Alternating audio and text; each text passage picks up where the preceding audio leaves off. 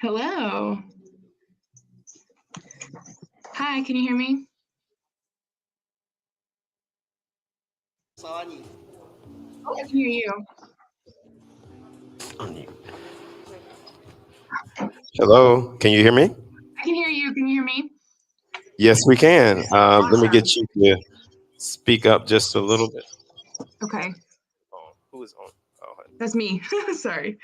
hang on 1 second.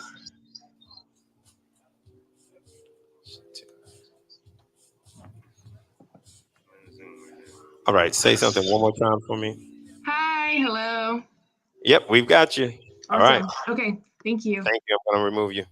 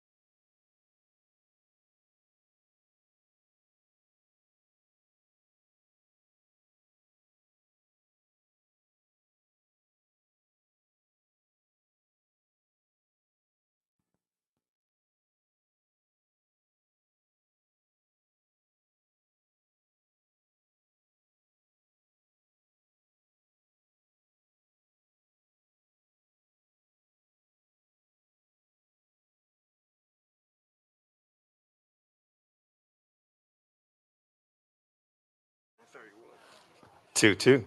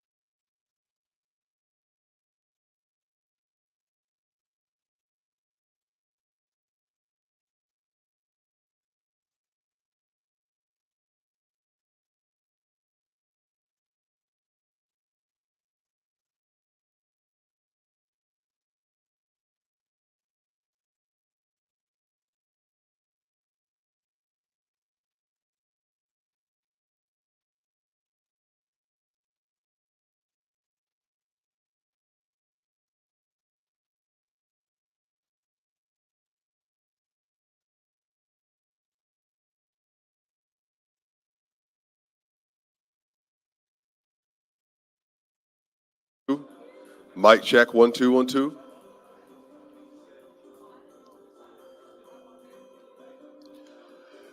Good morning, good morning, good morning. Welcome to the King Center. I am Cameron Friend. I am the social media and content manager for the King Center. I want to welcome you here today as we begin a fabulous event, an amazing event. We're going to have some great conversations. It's going to be some great interactions. We're going to get to learn about Dr. Martin Luther King Jr. and the King Center itself. And I want to formally welcome each and every one of you to the beloved Community Global Youth Summit. Now, this is all about the youth. This is all about you. This is all about how you are continuing to do work in the world, how you're continuing to lead in this world, and how you're continuing to learn about nonviolence and how do you apply it, and how do you take what you're learning and become the global leaders and the global citizens that are helping the world to be a better place. Now, the King Center was established in 1968, and it was established by Mrs. Coretta Scott King the year that her husband, Dr. Martin Luther King Jr., was assassinated. And she did this because she wanted to build a living memorial, a legacy to Dr. Martin Luther King Jr. and also to the family and to the work that they've been doing throughout the world. Now, many people are very familiar with Dr. Martin Luther King Jr. They know about his work in wanting to defeat racism, defeat poverty, militarism. But Dr. Martin Luther King had a very unique perspective. He thought globally. Whenever he approached an issue, whenever he thought about how we solve problems together, he thought about how do we do this as a world perspective? How do we continue to lean into each other and trust one another? Building the beloved community, using the world house. We are all interconnected. We are all at the same place at the same time together. Now, what's interesting is as he went throughout his life, there were many, many different challenges that he faced. Now, whether it be with the Montgomery boycott, whether it be trying to go to DC and make sure that we had pay for those that were struggling in America, dealing with racism, dealing with poverty for Black and brown people in America, or even globally. How do we understand even the concept of war and what does nonviolence have to say about these things? He had all different kinds of conversations, and he really focused in on the youth. How do we get our young people to believe and understand in nonviolence and apply the principles and steps of nonviolence as well? So one of the great things about the King Center is we talk about the World House, that every single one of us has a part to play in this story.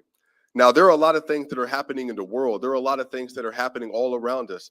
Every day on social media, you're seeing different kinds of acts of violence. Every day in real life, you see people that seem to have some issues, and they're wondering, how do I have an answer? How do I come together with my community? How do I solve a lot of the problems that we're seeing today? Well, the King Center's position is that we believe that nonviolence is the vehicle that we can use to build a just, humane, equitable, and peaceful world. And so what we're going to do, having these conversations today, how do we figure out our young people and using their voices, maximizing your platforms and all the skills and all the gifts and all the abilities that you have? How do you take these things and make the world better in your own way? Make the world better around you, in your schools, in your families. And so that is what we're going to be doing. That's some of the great things that we have an opportunity to do here at the King Center. Now, the theme of this year is It Starts With Me, cultivating a beloved community to transform unjust systems. Now, I do have a question again. If you please feel free, if any of you would like to comment, add something here. When you hear transforming unjust systems to build a beloved community, anybody like to guess what does that mean to you when you hear that? Transforming unjust systems to build a beloved community.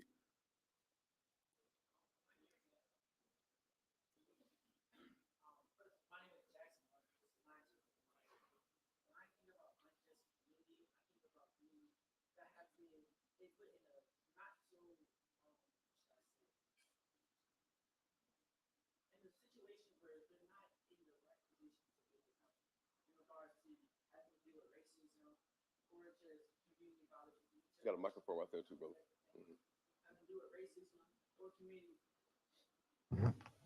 Community violence in general. Right. I feel like if we can be able to come together Right. to figure out something or any way to make a community more powerful, Right. it can make a beloved community. So unjust, especially with the Martin Luther King Center, I think of racism and all the things that Martin Luther King had to do to solve racism through the civil rights movement and all the activism that happened as well.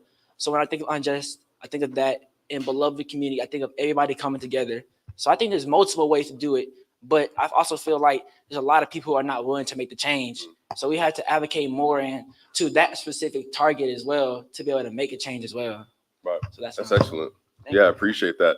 Anybody else? So, and again, also too, when you all hear It Starts With Me, it starts with me and transforming unjust systems. Anybody else? Anybody else have something that says to you when you hear transforming an unjust system and it starts with you? Anybody else like to add what they think that means for them?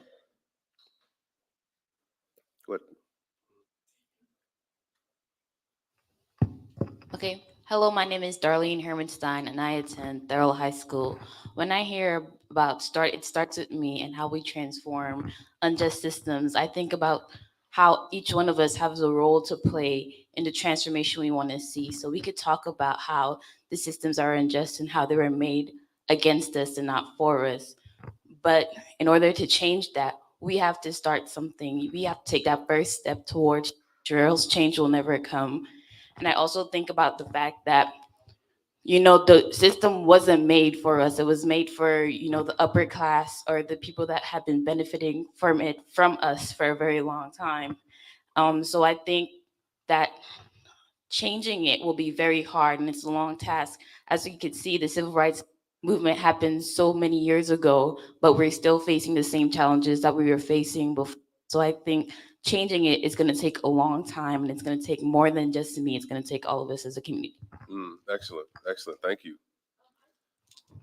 I think of making the decision within yourself to make the change, and it may start small, but that's okay because we're just, you might be starting just one person, but one person starts a big movement. So when I hear It Starts With Me, I think about just making a mental decision that you're going to make the change in the status quo. Right. That's excellent. Now, it's funny because when you hear about the principles and steps of nonviolence, the first principle that we always talk about is that nonviolence is a way of life for courageous people. And so, even as you're talking about those things, talking about these unjust systems, and how do you, as an individual, take up the cause? You take up the fight for justice. How do you utilize the skills of nonviolence? How do you utilize courage? What does that even look like? So, when you're facing opposition or you're facing a situation that is harmful, that hurts, that is violent, how do you utilize the skill sets of nonviolence? And how do you take upon yourself to be someone who is present in your community and present in your families? So this is, again, something that we're going to continue to talk about throughout the day. So those are absolutely excellent answers. And that's a hard part, because guess what? Everyone struggles with this. All of us every day, we see things that are happening. We see things that are happening in the political world. See things in police violence. We see things in housing violence, homelessness. We see acts of injustice every single day. But the question is, how do we take the teachings and principles of Dr. Martin Luther King Jr. and apply that to where we are right now? And I have another question for everybody. So we see all these things happening in the world. And again, you all see things happening in your school, in your own communities. Why do you think it is that it's so hard for people to step up sometimes? What makes it so difficult for people to see an issue, to see an injustice or an injustice happening around them, and to respond to it? What makes it so difficult?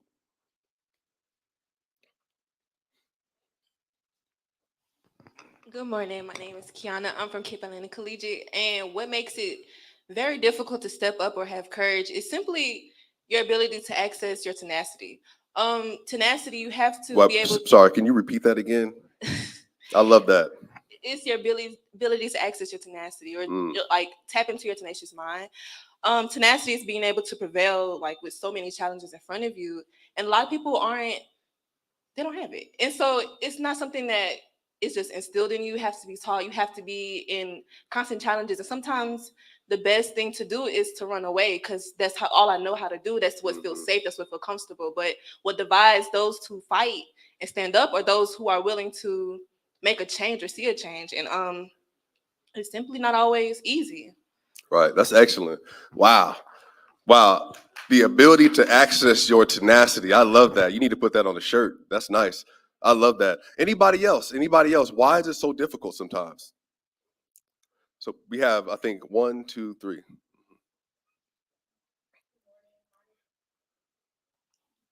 Good morning. My name is Sanaa Sobers, and I go to Maynard Jackson High School. To speak to what Kiana said, accessing that tenacity and determination, and not giving up the fight even when nobody is paying attention. I think the fights lose their luster when nobody's paying attention to it, and that's when the real work is done, because there's nothing, I guess there's no incentive of me being on TV or getting the social media coverage that everybody wants. If you're continuing that fight and continuing that whatever whatever goal you have, that's what makes the fight worth it. The work behind the scenes, the stuff that isn't shown.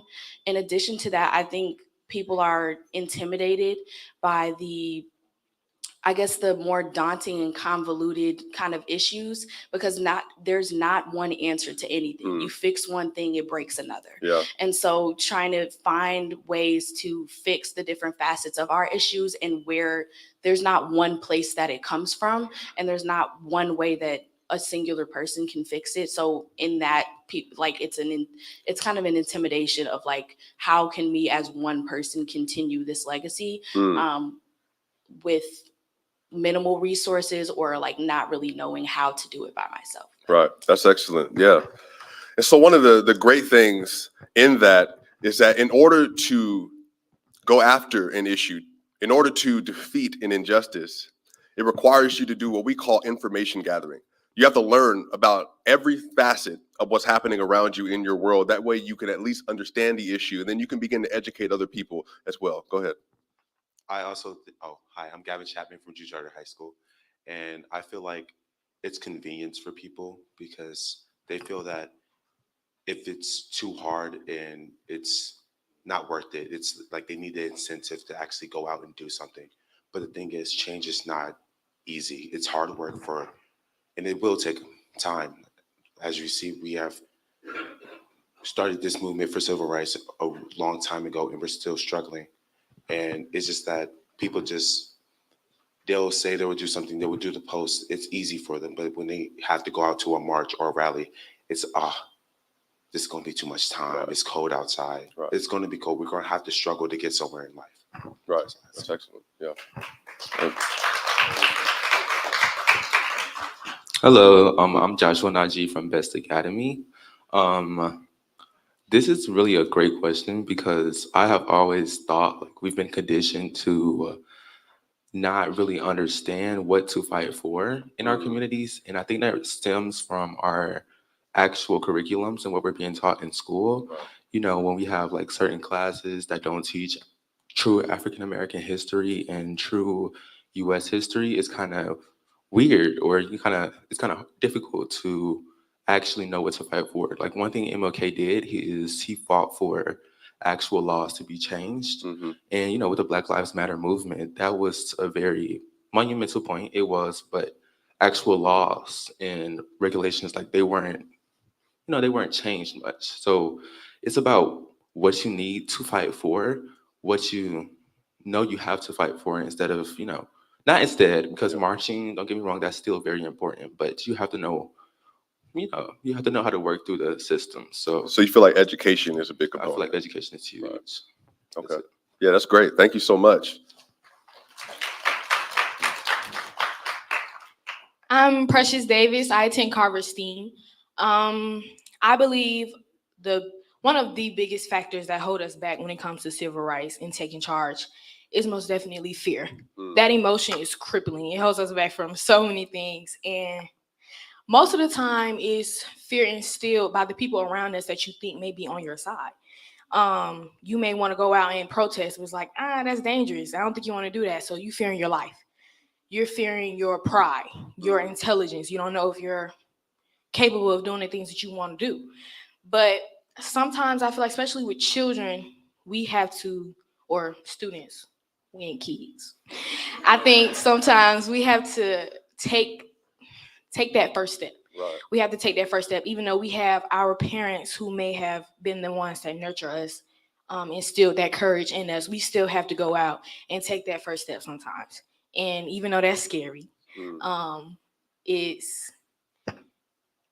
strengthens the people around us. It strengthens our parents. It strengthens our community when they see us students, us teenagers go out and making a difference, even though it scares us Right. to death. Right. That's Thank great. you. That's excellent. Keep going. So I'm not gonna lie, I could have just walked off the stage and let y'all talk, and it would have been a completely great day today. But I think you all are hitting some very important points. We talked about fear. We talked about hesitation. We talked about comfort. We talked about the fact that when you do step in and you do decide you want to take something personal, you see an issue happening around you, how do I take my skill sets? How do I organize? How do I educate? How do I inform myself? That way I can help the people around me.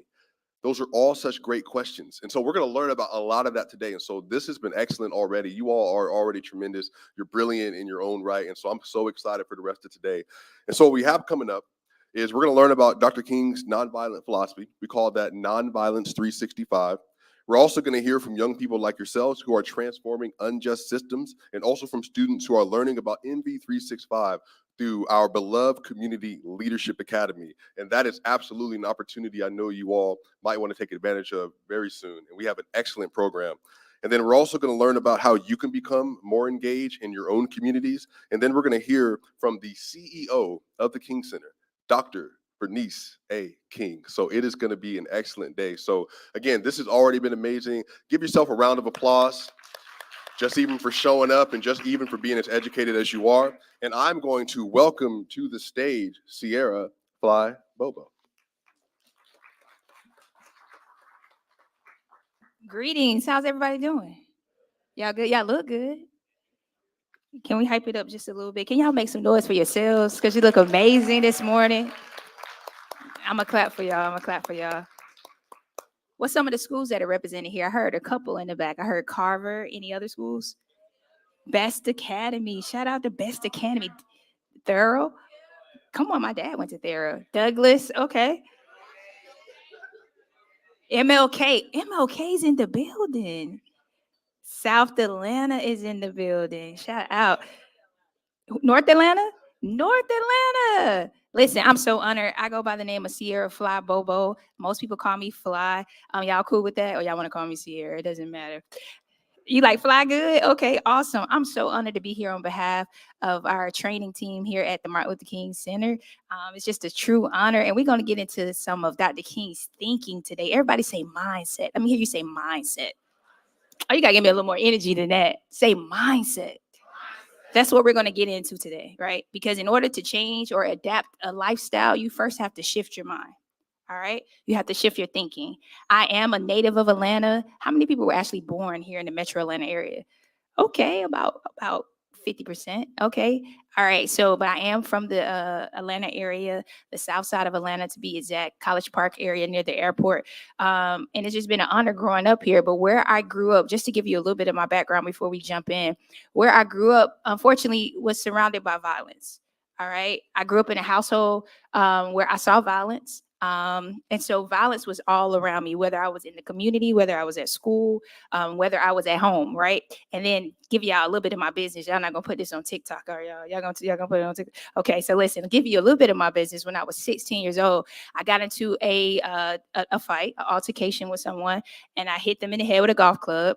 Don't tell nobody. I know y'all looking at me, y'all judging me, but listen. And at that moment, I got arrested. All right, I got arrested, and I had to go to juvenile detention in Clayton County, and because it's where it happened at. And unfortunately, that was a rough moment in my life, but it also changed my life because while I was in the 11th grade, any juniors in the building? Okay, I see you, juniors. All right, while I was in locked up, I had to make a decision.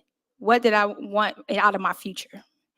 And up until that point, what I was seeing in my community is the way you handle conflict is you become violent. So if you got an issue with somebody, if they disrespect you, if they applying pressure, y'all know what I'm talking about? If they're applying a little pressure and they're disrespecting you, the way you respond and the way you retaliate is by being violent. And so I had to learn that that was not a solution because only thing the violence was going to get me was in a situation where I was robbing myself of my own destiny. You get what I mean? And I don't want you to put yourselves in predicaments. Here's the thing. It wasn't that I wasn't intelligent. It wasn't that I couldn't do great things. It's that I didn't tap into my greatness and my mindset. Everybody say mindset. So we're going to get into Dr. King's and Mrs. Coretta Scott King's mindset today. We know why? Because here's the thing. Dr. King came up with a philosophy called nonviolence. And now our CEO, Dr. Bernice A. King, has coined it Nonviolence 365. Why do you think she calls it Nonviolence 365? What'd you say? You got to do it every day, right? It's an everyday choice. Here's the thing. There's a choice. When I drove here this morning, somebody cut me off in traffic. I had a choice. Y'all think that's funny, right? But it happens all the time. You see it, right? In that moment, I had a choice. I could respond violently or I could respond non-violently. And we're going to talk about the difference, all right? And I have an amazing co-host with me today. She's actually coming to us virtually. Savannah is here. Can y'all wave at Savannah? She's going to come in and out the screen, but can y'all wave at Savannah? Welcome, Savannah, to today's session. She's going to be joining me, and we're going to do a little teamwork, make the dream work kind of thing like that. I think we hear her coming in right now at this moment, but she'll be joining us momentarily. But when you see her, just make sure you show her lots of love because she's going to be working with me today to bring you some of Dr. King's philosophy and methodology. Everybody say hi. Welcome. Hi, guys. Can you hear me? Yeah. Okay. Hi, everyone. It's so good to see you virtually. My name is Savannah. I'm coming to you from Charlotte, North Carolina, so I'm not that far. I wish I could be there with you in person, but I'm here in my office. I actually was in your seats like 7 or 8 years ago as a high school student, so I'm not that much older than y'all. And you probably wouldn't believe this because she seems so youthful and fresh and amazing. Oh, can you still see me? Oh.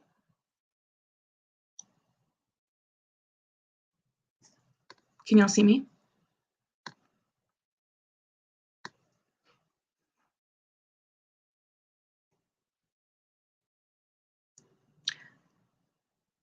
I hope y'all can see me. I can't see you guys.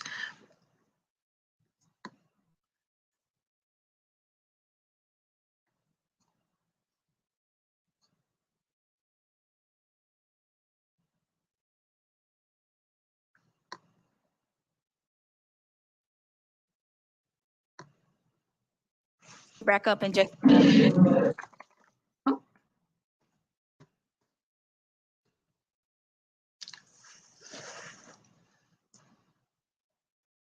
education in the mind, right? So we're going to define nonviolence. Oh, we can see you. Okay, you're back. You're back. Awesome. Awesome. Hi. Okay. Can you see me? Can you hear me? Everything? We're back? Yeah, we're great. We're great. Okay, amazing. So I was just saying that you would not believe me, but Fly was my teacher too, all those years ago, even though she is young and amazing and beautiful still, crazy, exactly the same, even better. But so I learned Nonviolence 365 as a high school student, and now I've done some work as a victim advocate. I've done some work in education, but it has totally changed my life and made the trajectory of my life so much more meaningful and impactful in my community. So I heard a lot of y'all talking about how this is so important to you. And let me just say, y'all are so inspiring, like amazing young people, just right away. I'm so excited to be talking to you all.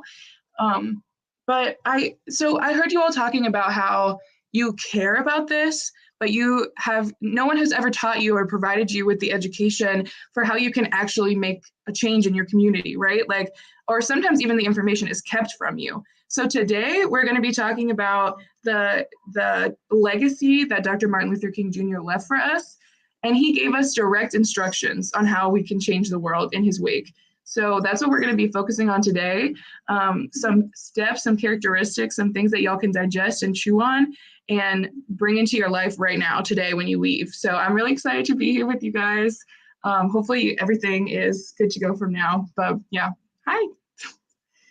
Awesome. Thank you. I can't believe it's been that long, but I'm so proud of you. So listen, so here's what we're going to do. At this time, we're going to dive deeper, as I said a moment ago, into Dr. King's mindset, into Mrs. King's mindset. So I'm going to challenge you at this time to take notes. Why do you think I want you to take notes? Yeah, carry out the message. Listen, here's the thing. Whenever somebody brings you something precious, you want to capture that, right? And so we're going to bring you some precious information that's going to shift your mindset. I believe that. I believe that your life today is going to shift. And in order to do that, you got to take notes. You got to take notes. So when you leave here, you can say, man, what did Fly say? What did Savannah say? Oh, yeah, I remember that. I remember that. All right. And if you have your cell phones, feel free to take a picture of the screen. If we put a quote up or something like that, and you say, man, I really like that. That resonated with me. I want you to take a picture of it. I give you permission. All right. Hey, don't go on TikTok though. All right. Unless y'all telling them to tune in. All right. All right. So with that being said, let's jump into the definition of nonviolence. The definition of nonviolence. I'm going to actually ask you all to come to the mics. And if you can, when you come to the mics, like if you're asking a question or something like that, or giving an answer, if you could turn and face, outwardly, so the people that are watching us virtually can see your beautiful faces. So thank you so much for that. All right, so we're going to get the slides up. And so listen, I'm excited about nonviolence. Who thinks they know the definition of nonviolence? What do you think nonviolence is? I need one volunteer to come to the microphone and tell us what you think the definition of nonviolence is. Mm-hmm. And I'm actually have you come on the stage. All right, come on up. Y'all make some noise. I'm gonna get you to come on the stage so we can actually see you. And the mic is on that side. Mm-hmm. Right here. Yep.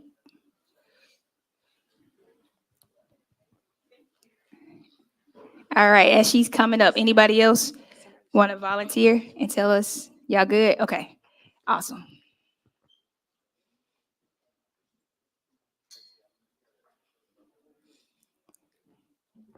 Hello, I'm Trinity Uptigrove from MLK High School, and I feel like what nonviolence is resorting a problem without like fighting or hurting a person, either it be whether it be mentally, physically, or emotionally.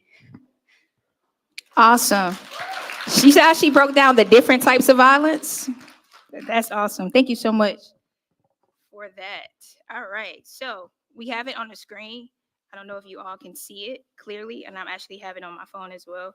All right. So nonviolence is a love centered way of thinking and acting that leads to personal, cultural, and societal transformation. I'm going to say that again.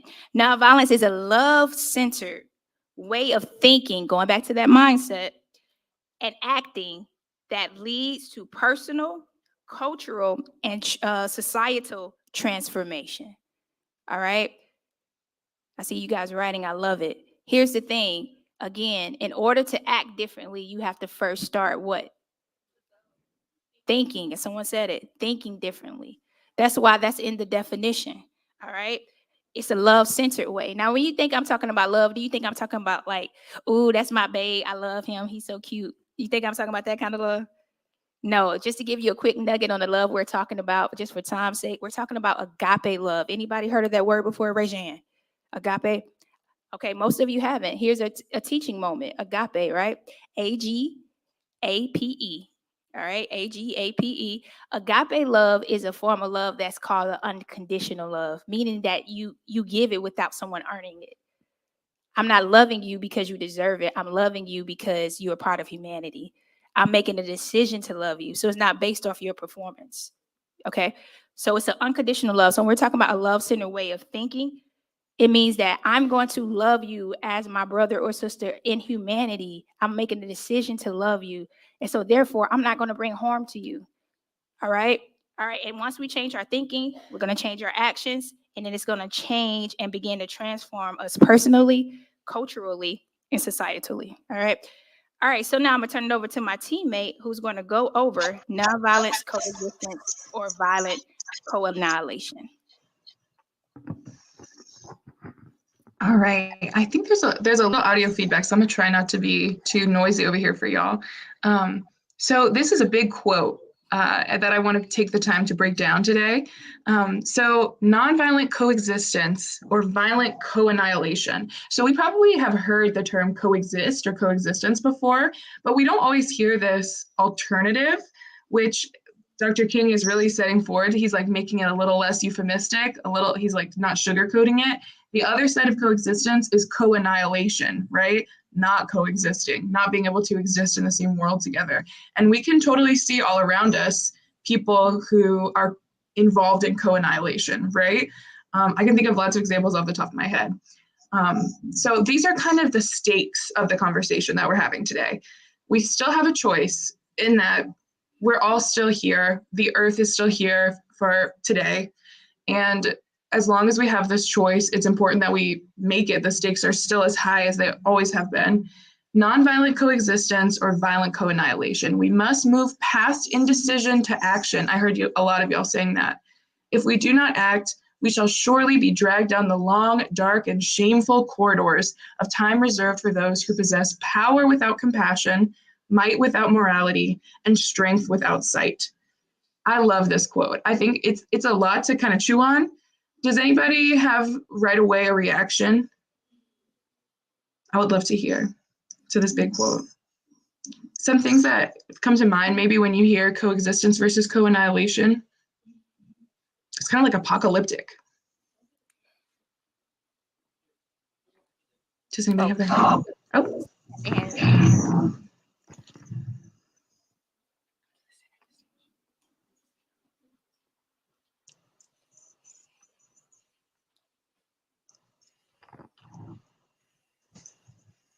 Okay, hello. My name is Darlene Hermanstein, and I go to Gerald High School. When I heard the quote, I thought it was sink or swim. So it's either we want to coexist with each other or we all end up drowning in like our field of hatred. So it's either You know, he's giving us like two choices. If we don't coexist, if we don't learn to coexist, then what are we left to do? There's nothing left to do. So we're all just gonna end up um getting punished for our lack of love for each other. Mm, I love Wow. that. Thank you Y'all so make some much. noise for that. That's perfect. I feel like that really helps us understand the stakes he's talking about. And I love how you pointed out that we're all in it together and that, like, it's absolutely true. It's real. It's a fact that in our society, there are people who oppress others and hold power over them, hold might and strength over them to harm them, and people who are oppressed. And it's also true that we will all destroy ourselves if we don't put ourselves into it, if we don't understand that there's stakes for all of us. And that's really important as a white person, right? That the white supremacy is the lie, right? That we can hold power forever. And it's not true. It ends in mass death, nuclear destruction, horrible catastrophe. It ends in the worst parts of history that we've ever experienced, right?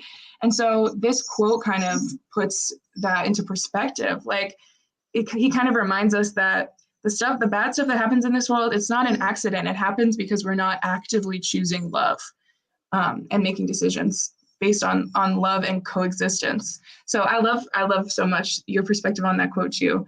Yeah, thanks y'all. Awesome. Thank you, Savannah.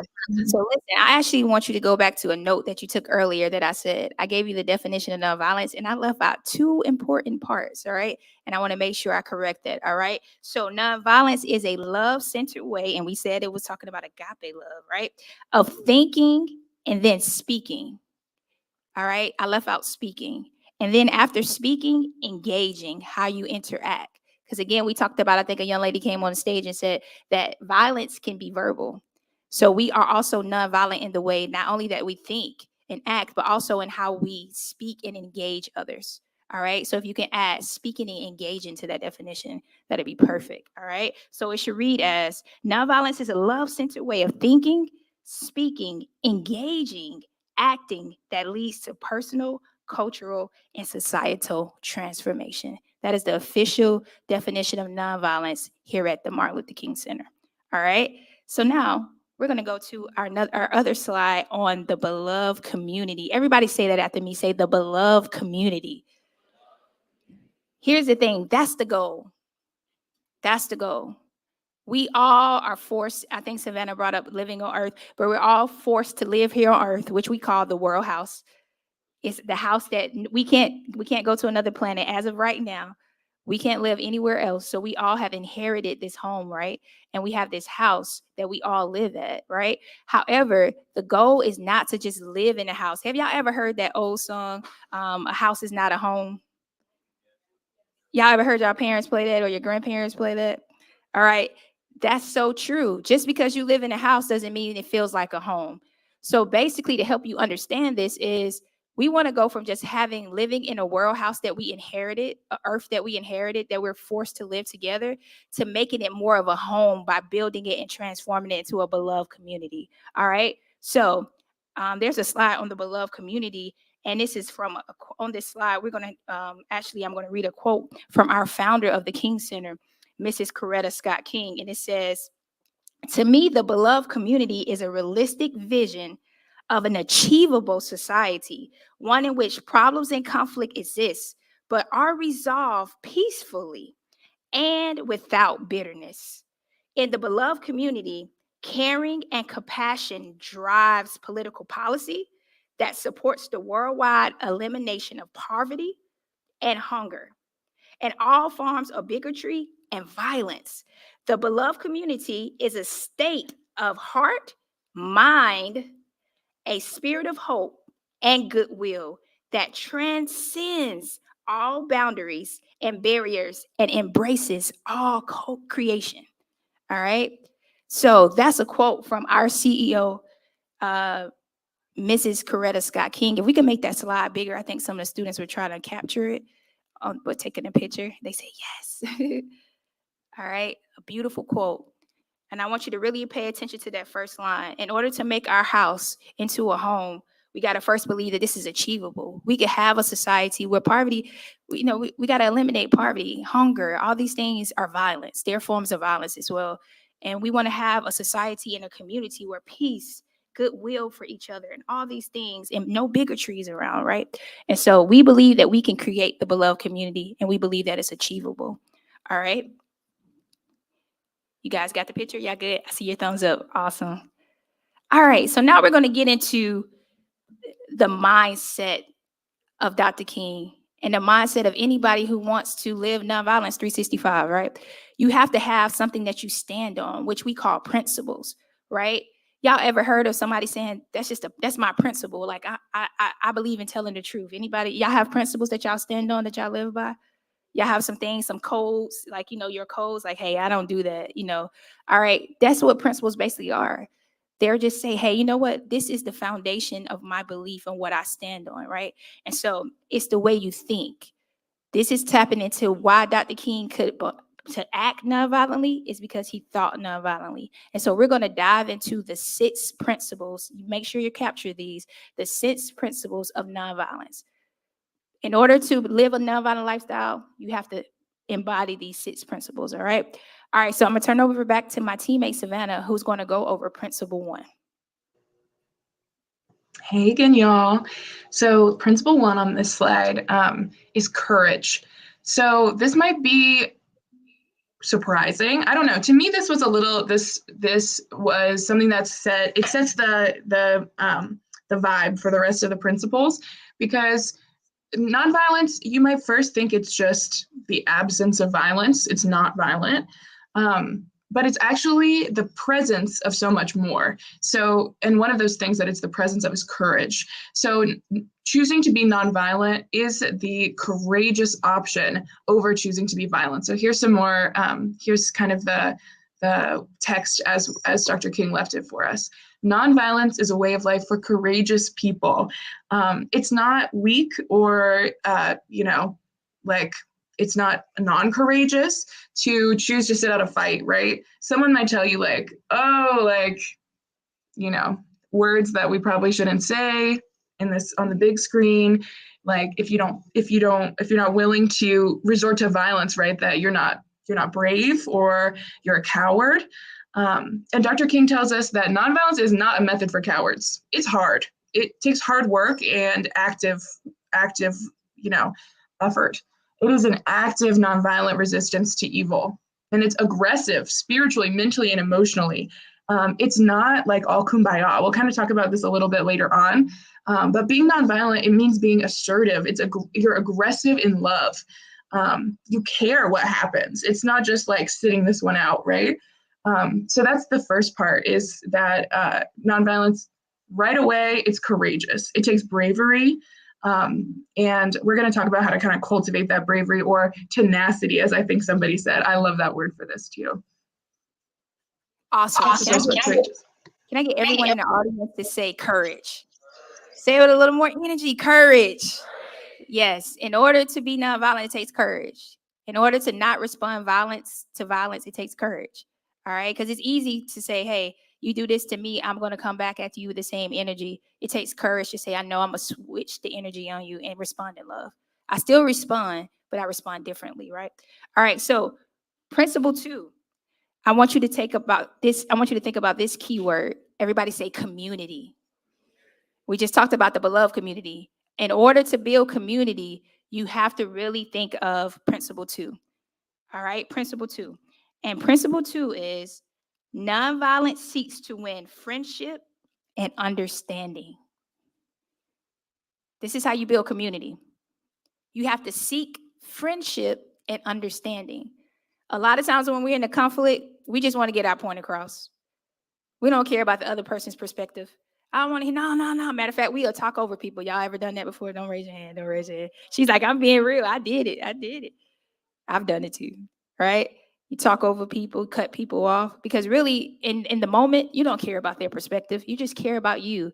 And when we're building a beloved community, you can't be self-centered. You have to be other-centered, okay? In order to be other-centered, you have to do what principle 2 says, which is nonviolence seeks to win friendship and understanding. Me and you may not disagree right now. However, Let me sit down and seek to understand you. Let me seek to understand how did you even get to that perspective versus just calling somebody weird or crazy. Yes, would you mind coming on stage? Okay, well, okay, say it. You can say it really quick. I'll repeat. Validation. You think people are selfish because they need validation? Yeah, I want you to elaborate. Come on stage, young lady. While she's coming up, I want you to write down nonviolence does not seek to defeat or humiliate the opponent. Nonviolence doesn't seek to defeat or humiliate the opponent. And me seeking to win friendship and understanding, I'm not trying to humiliate you and make you look bad. All right? I know it's so easy to want to make someone look bad, all right? But that's not the goal if we're trying to build a beloved community. Go ahead and elaborate on what you were saying about validation. I completely agree with the seeking friendship. Especially when you know it's somebody that you care about, that you're arguing with, and y'all going through a hard time or whatever. You have to take time to validate. It's really like a argument, like an argumentative. It's like a strategy. It's really like a strategy. Like when you arguing and you just going back and forth and you're trying to talk over the other person, it's like, I'm gonna get my point across. You may be right, you may be wrong. I might not even like you right now. But it's really about listening and taking the time to be even the bigger person and just sit back and validate what that other person is saying. Because just like I believe truly that I'm right now, you believe you're truly right now. So yeah, that's it. That's amazing. Can you make some noise for that right now? No, but basically what she's saying that if you take time to listen, to try to understand, a lot of times when you're listening, there are going to be opportunities for you to validate something they said. Like, I get that point. Like, something I learned here at the King Center is that I may not agree with the whole truth of what you're saying, but I can pull out threads of truth of what you're saying, and I can validate that. Oh, I get that. I get that part. I see why you thought that. Even though I don't agree with maybe what you thought, I see how you arrived there. And even in that shows a person you care enough to try to understand. So that was a powerful perspective, young lady. I love it. All right, let's go on to principle 3, and I'm gonna turn it back over to my teammates to talk about focus. Hey y'all. So the third principle is our word that we're going to think of is focus, which is on the next slide here. And focus is all about it's keeping our mind set on our ultimate goal. So there's a lot of distractions, a lot of things that can break our focus from nonviolence. And sometimes, I think that even we can be violent towards ourselves, even when there's nobody else around. So focus is about keeping that front of mind, our goals. And the principle that it's attached to says nonviolence seeks to defeat injustice, not people. So we're not going to get distracted in the hoopla, in the hooting and the hollering. We are going to stay focused on our goals and recognize that evil is channeled by people. It is not created, or people are not themselves evil, broken forever, right? At least, that's what Dr. King tells us. So nonviolence directs the attack against the forces of evil rather than against the person who happens to be doing the evil, because they're just the person that day who's doing the evil, right? There's a new person every day. So we would lose a lot of focus if we got caught up in punishing these individual people rather than focusing on the greater evil in the world. So we recognize that evildoers are also victims and are not necessarily evil people, or not evil people, period. So there, in the nonviolent perspective, there's no such thing as an evil person. And this can be really hard, honestly, when we see people who do things that are really evil, and when it's really hard to understand. But that's why it's important to keep focused and to recognize that the nonviolent resistor, right, seeks to defeat evil and not people. We won't win if we just beat everybody else. That is not coexistence, right? That's annihilation. So it's important to keep our focus on the bigger picture and not all the people that we meet along the way. Awesome. Listen, again, about focusing on the issue at hand and not necessarily the person that's doing the issue. All right. So keep the main thing the main thing. Keep the issue the issue. And we're going to put our energy towards solving the issue and not attacking the person. All right. So let's move on to principle 4. And our key word for that one is sacrifice. Everybody say sacrifice. Sacrifice. All right. Principle 4. Nonviolence believes that unearned suffering is redemptive. Nonviolence believes that unearned suffering is redemptive. All right. Unearned suffering is redemptive. So here's the thing. I'm going to give an example. Basically, I'm willing to, doesn't it feel like you're suffering when somebody do something to you, but you don't retaliate the way you want to retaliate? Don't it make you feel like you're burning up inside sometimes? Yeah, somebody said, yes, like, oh, I just gotta. All right. So in that moment, when you choose not to respond violently, you're choosing to suffer in a way. You get what I mean? It's an internal suffering. It's almost like what you're doing is you're suppressing your own ego. And that feels like you're suffering. Because it's like, ooh, but if I could let her have it, right? But you're choosing to allow that. You're suppressing your ego, which is a form of suffering. But, and I'm just giving you this one example. But in the long run, I know if I respond violently or I respond in a love-centered way, that I could bring about sustainable change. But if I respond violently, it's like when you get into a fight at school, both of you get suspended. Whereas if the person that was first violated can respond in a different way, they could bring about change, right? For example, maybe you got into it with someone at school because you thought you were supposed to get the last bag of Cheetos. It was one bag of Cheetos. That's the conflict, right? And y'all are fighting over who got there in line first.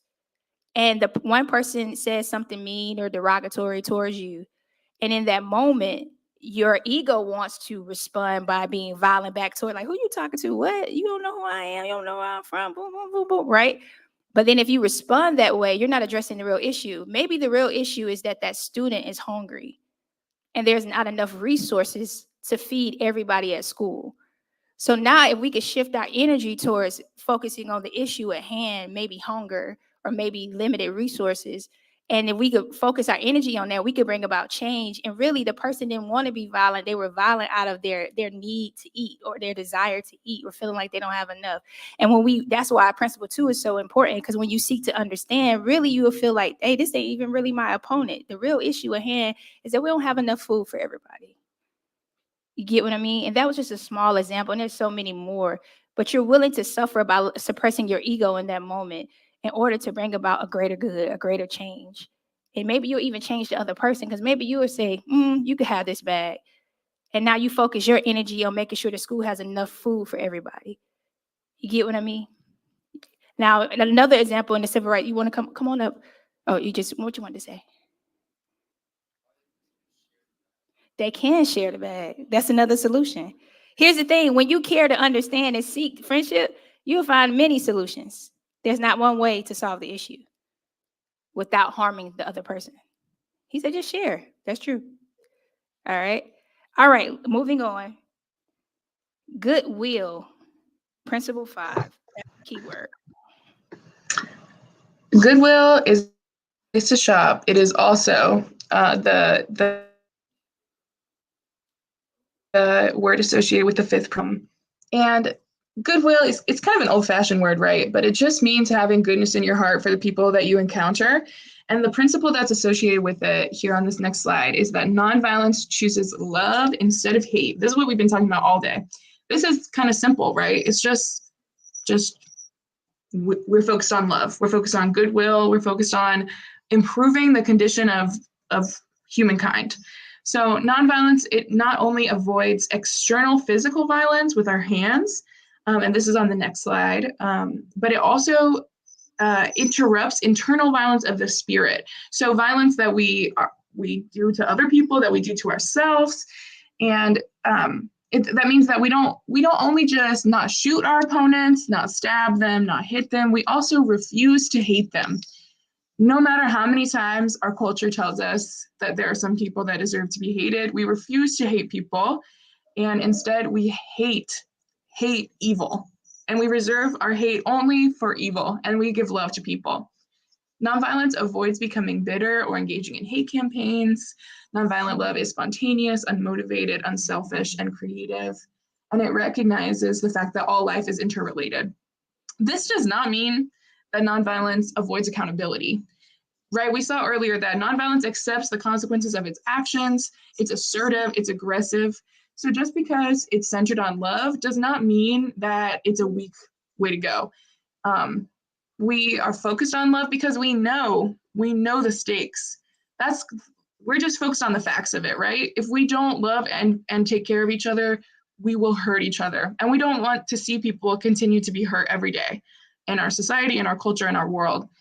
And so we just know that the real truth of the matter is that we have to focus on love instead of hate and hold goodwill in our hearts, or we'll just contribute more to the cycles of evil that we see around us. Yeah. All right. So choose love instead of hate. All right. The last principle. All right. Faith. Here's the thing. If you do not believe that nonviolence can bring about sustainable change, and by doing the right thing can bring about sustainable change, then you're not going to stay true to the principles. In order to do that, you got to believe that it's possible. You got to believe that even achieving the beloved community, Mrs. Coretta Scott King said something in her quote. She said the beloved community is achievable. If you don't believe that it's achievable and that we can make the world a better place, then you're not going to uphold the principles. You're not going to even try. So here's why this principle is so important to me, is because it starts with your belief. Like, I believe that all of you young people in here right now and those that are watching were created to be a positive light and a positive impact and bring a positive impact in this world. And so I have faith, and you have to have faith that by doing good, even though the world may seem so bad, if you focus on the bad, you'll never be able to create a solution and bring about good. It's all about what your mind is focusing on, right? So you have to believe that I can bring about change. I could bring about sustainable good. And if I do right, right is going to come back. And everything that's wrong in the world can balance itself back out. And that's what this principle is about, Principle 6. And Principle 6 basically says that nonviolence believes that the universe is on the side of justice. I believe that the universe is on the side of justice. I believe that eventually everything that's wrong is going to correct itself. They even say scientifically, if we leave the ocean alone and we stop contaminating things, eventually it has a filter system, and it will what? It'll get back into its proper balance, and it'll correct whatever's wrong, whatever the pollution is. And so it's the same kind of mindset. Like, if I believe that if I begin to bring more positivity into the world and I do what's right, that right is going to come back to me. All right. And that whatever's going on wrong, I believe that the universe is on my side. Dr. King was a pastor, but nonviolence isn't for just Christians, right? But he believed that some people believe that God is on the side of justice. So therefore, everything is going to be made right again. Some people may not believe in a God. Some people may say the universe. Some people may just say, I just believe everything is going to balance itself back out. But I believe there's a higher power or a higher being that's on our side. And eventually, right will win. So I'm going to be on the right side of right. All right? Y'all understand that? Any questions about any of the principles before we go on to the steps? All right, let me get everybody to stand to your feet really quick. Really quick. Just loosen you up a little bit.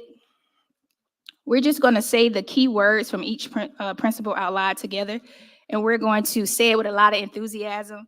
All right. So the key word for principle 1, which was nonviolence is a way of life for courageous people, was courage. Everybody say courage. Oh, y'all at a level 5. We need to get it all the way to a 10. Can y'all help me out with that? All right. So repeat after me. Again, I want you to say courage. All right. So principle 2 again was nonviolence seeks to win friendship and understanding. Everybody say community. I love it. All right. Principle 3, nonviolence seeks to defeat injustice, not people. Everybody say focus. Yes. All right, principle 4, nonviolence believes that unearned suffering is redemptive. Everybody say sacrifice. I love Sacrifice. it. Principle 5, nonviolence chooses love instead of hate. Everybody say goodwill. Goodwill. Last but certainly not least, principle 6, nonviolence believes that the universe is on the side of justice. Everybody say faith. Hey. Good job. Give yourselves a round of applause. All right, you can have a seat. We're going to transition now into the 6 steps.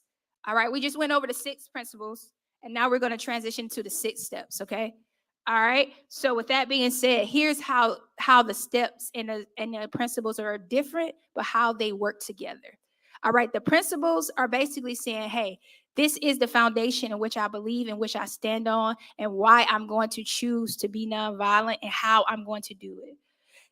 The steps are most basically the practical ways of executing it out. All right. So if one is the will, my desire to how I'm going to think about it, the other is a skill. All right. This is how I actually can do it. So in the midst of a conflict, it could be small, great, big, or whatever. You could tap into the 6 steps of Nonviolence 365 to reconcile the conflict. Okay. And so we're going to go over the first step right now, and I'm going to turn it back over to my teammate. Hey, y'all. So the steps are huge. This is really helpful information. We're going to go through probably pretty quickly, but you'll understand exactly what they mean. And if you're like me, they're going to click for you. This is totally related to what y'all were sharing about. I heard somebody say like, direct action is great, marching in the streets is great, but I feel like we're a little out of order here. We don't really know what we're fighting for. And these steps are how to create a movement. Well, on a big scale, a movement, a revolution. On a small scale, you can just use this to communicate with your friends and family, and it's just as effective. So the first step is information gathering. So nonviolent people, we know that we might not have everything right. You know, we think we're right. I heard somebody say that. I think I'm right. You think you're right 100%. So we are humble enough, we have enough humility, right, to step outside of our just opinion and perspective and gather some more information. We want to know everything we can possibly know about the issue. So we're going to learn about the other person's perspective. We're going to really research our own perspective, what the stakes are in the situation. So the goal of step 1 is just to know as much as you possibly can about the situation before you dive in, so that you can, in fact, be seeking everybody's best interest, including your own. If you don't really know all the details, you don't want to like jump to a letter writing campaign or blocking them. You know, you have to gather some information about what happened. So that's step 1 is information gathering. Awesome. All right. Here's the thing. Most conflicts will end if we just gather all the facts.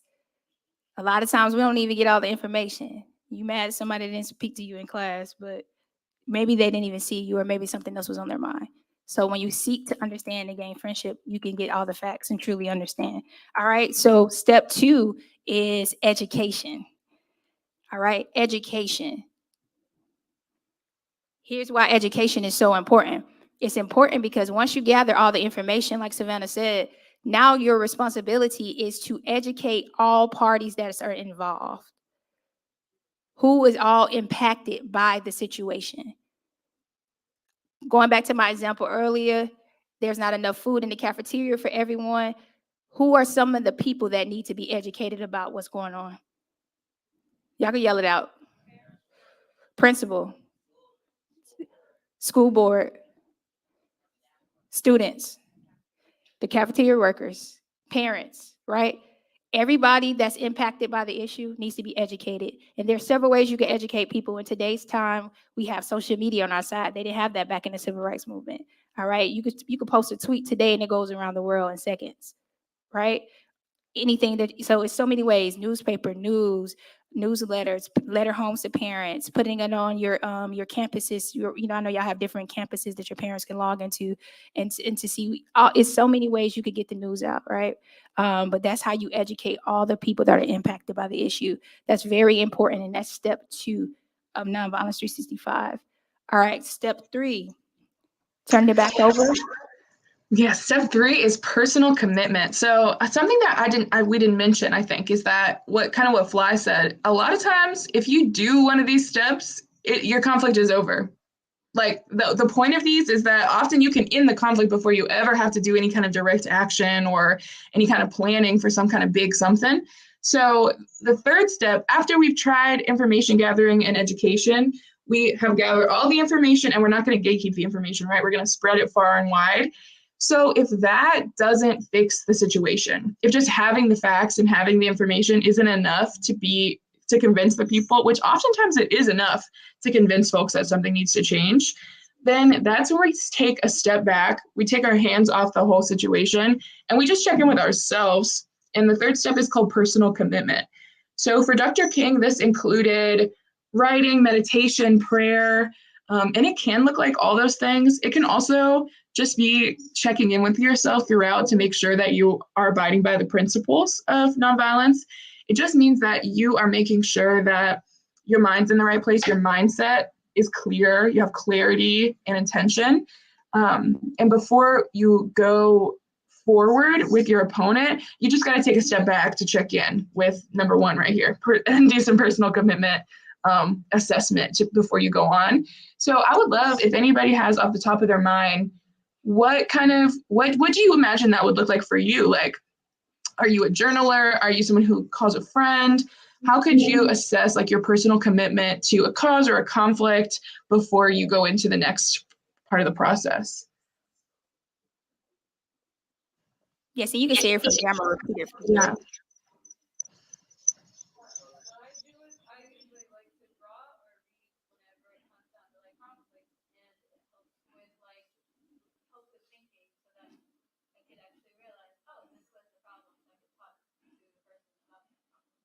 Thank you so much. She said, Savannah, that she likes to draw and read. Whenever she's handling the conflict, it helps her process the information so that she's able to, calm down and kind of gather herself so that she can respond the right way. Yes, I love that. That's awesome. That's perfect. Any kind of outlet like that is exactly what this is talking about. It's like just making sure you're in the right place, and drawing and reading is perfect for that clarity, that like peace of mind that you know you're doing the right thing. Love that. That was amazing. We can go to the next one. Or unless there's somebody else. Is there somebody else? No, it is. And I'm going to save a couple to the end just in case, just for time's sake. But I definitely want to hear what you all have to say. I'm excited to see all the hands. All right. So for step 4, all right, now we've got our information. We've educated personally. We stand committed. We're doing whatever we need to do, whether drawing, reading, meditating, praying, whatever you choose to stay focused. Now we're going to negotiate. All right. So say, for instance, the conflict doesn't end in the first 2 steps, because sometimes it can. If we get all the way down to negotiating, that means that now you come to the table with the person and you're trying to create a win-win. Everybody say a win-win. Win-win, right? My goal at the table of negotiation is not to prove that I'm right, I'm the only one right, you wrong, and I want my way, and that's the only way we're going to leave the table. That's not a true nonviolent way of negotiating. A true nonviolent way of negotiating is to hear both sides and see where there could be justice pulled from both sides and create a win-win for both. For example, during the civil rights movement, even the bus boycott, when they were boycotting the buses, which caused the bus company to lose money, Dr. King talked about how his goal wasn't to put the bus company out of business. That wasn't his goal. All right. His goal was to put justice into business. He just wanted to be treated right. We wanted to be able to get on the bus and sit anywhere else that anyone else can. That was the goal. It wasn't to make them say, oh, we put y'all out of business, we boycotting y'all because we just want y'all to suffer. It wasn't cancel culture back then. See, even with cancel culture, that's not part of nonviolence, because my goal is not to eliminate you and make life so hard for you that you can't no longer go forward. That's not a win-win. We can hold people accountable for things that they do and try to bring about justice and change without counseling a person. All right. So negotiation, you come to the table and you create win-wins. Okay. All right. Now let's go on to step 5. Step 5. Step 5 is direct action. So this is what you might picture when you think about, actually I have a photo right here. This is Dr. King marching in an employment march. This is an example of direct action. I just had this postcard sitting here. So direct action is the marching. It's the letter writing. It's the boycotting. It's the stuff that is iconic, right? That leaves this amazing legacy. And if you if you didn't know, that all of this intellectual labor that Dr. King did, it was behind all of that direct action. So there's a lot more going on behind the scenes, and it was really deeply rooted.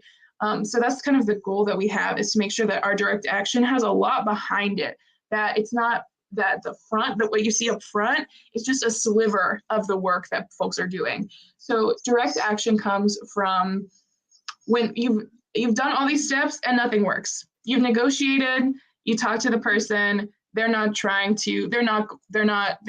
refuse to let go of the evil doing, right? So Dr. King, he was not going to accept anything other than full integration of those buses, right? Or the folks who boycotted the buses, they were not going to accept anything short of that. No matter how the negotiation went, they knew that that was the only thing that would be a right option. And so direct action was their only choice, right, to go forward. They couldn't continue to participate in an evil system. So direct action came next when negotiation failed to find the thing that would be a win-win for everybody and would be on the side of justice. So after that, after we are kind of out of options, we might go back to personal commitment. We might use a little more education, but at that point we go to direct action. So direct action, there's a million different things that it can be. And like Fly said, in the social media day and age, it's really changing what could be considered direct action.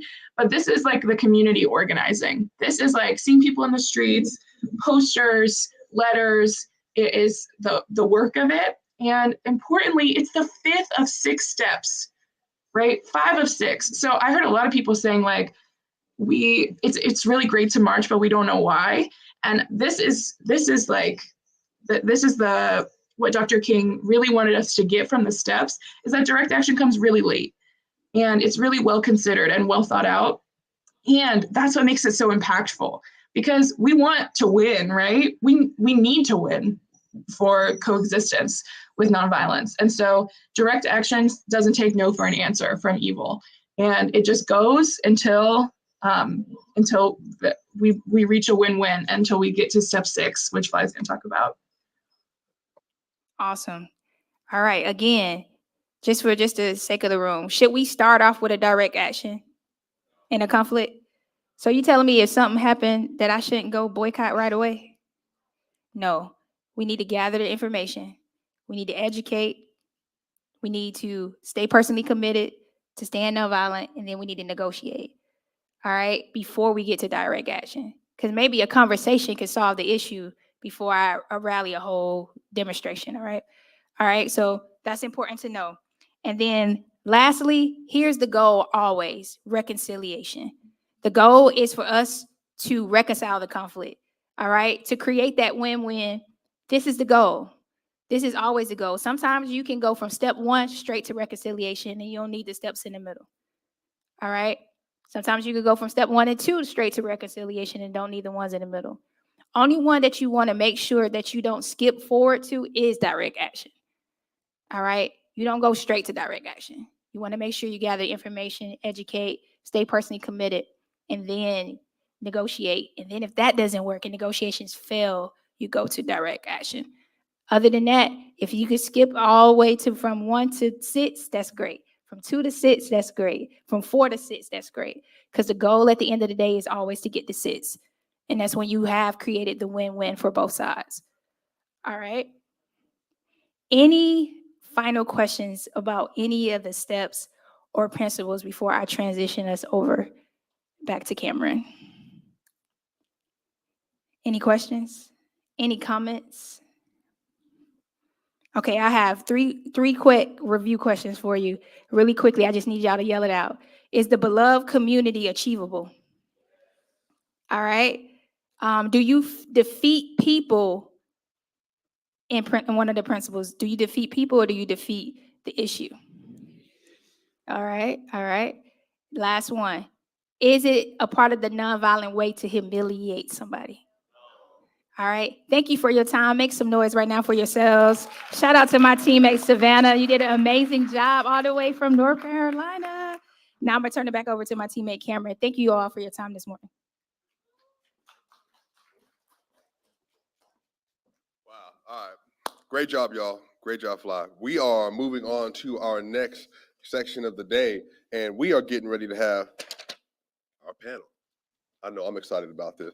Panel members, come on up, please. Come up on the stage. Let's welcome them. We have Alex Hall, Marcus Washington, and I think we are going to have, Ava, Dion, and Olivia, perhaps, but I don't know if they are here today, but we will get it. All right, cool.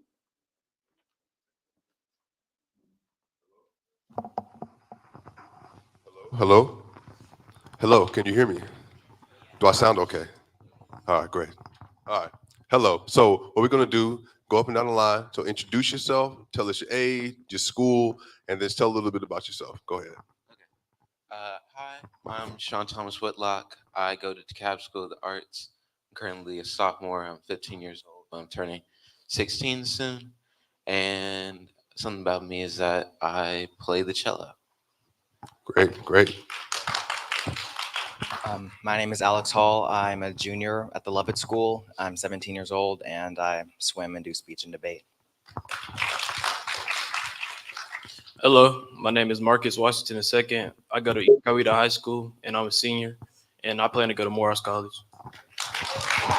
Wow. Great. And so all of you are members of our beloved Community Leadership Academy, correct? Yes. Okay. So can you give us a little bit of insight? What are some of the things that you've had the opportunity to learn with the beloved Community Leadership Academy? Maybe like what are some of your positive takeaway? What's been the most difficult thing that you've learned so far in the process? Okay, so as we just reviewed the principles and the steps of nonviolence, that was one of the main things that we learned. And for me, I feel like that was really important because it showed me like the real like thought process on how like nonviolent leaders think about how nonviolence is how um yes like how we go like how it can solve our issues. Sorry. Yeah. Okay.